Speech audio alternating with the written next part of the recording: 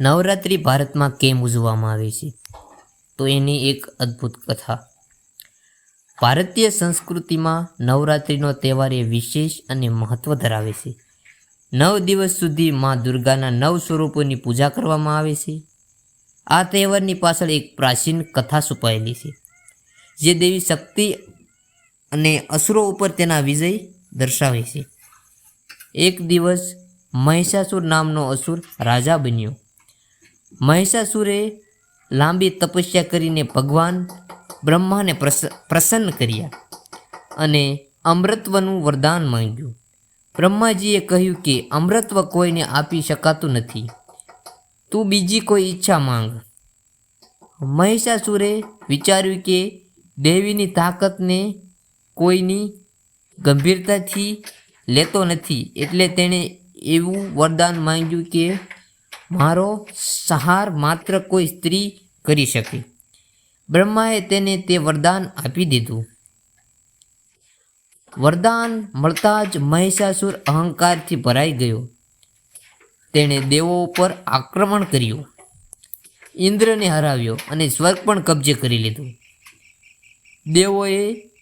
દેવો ભયભીત થઈને ત્રિદેવ પાસે ગયા. બ્રહ્મા, વિષ્ણુ અને મહેશ પાસે મદદ માંગવા ગયા.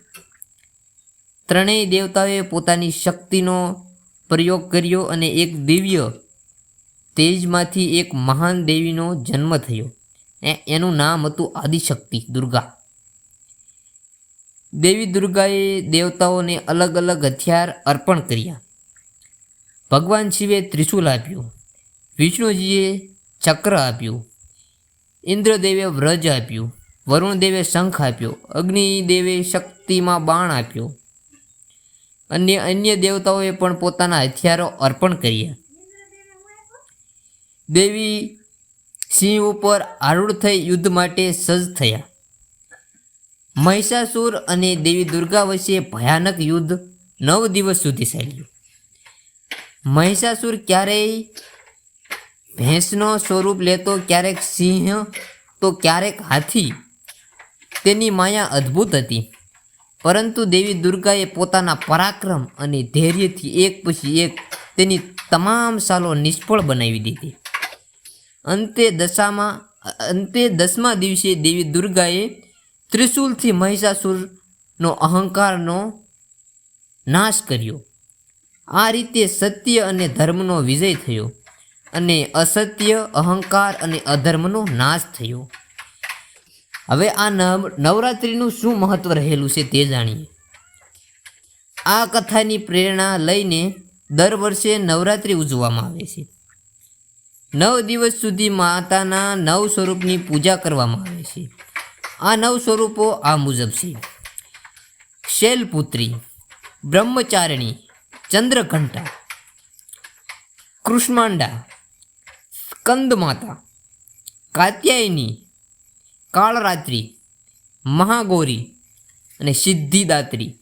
આ 9 દિવસ ભક્તો ઉપાસના કરે છે, ભજન કીર્તન કરે છે અને રાત્રે ગરબા ગાય છે અથવા તો રાસ લે છે. 10મા દિવસે વિજયદશમી ઉજવવામાં આવે છે, જે દુર્ગાનો વિજયના પ્રતીક રૂપે આપણે ઉજવીએ છીએ. નવરાત્રિ માત્ર તહેવાર નથી, પરંતુ માનવ જીવન માટે એક સંદેશારૂપ છે કે ભલે અધર્મ કેટલો પણ મોટો કેમ ન બને, અંતે સત્ય અને ધર્મનો જ વિજય થાય છે.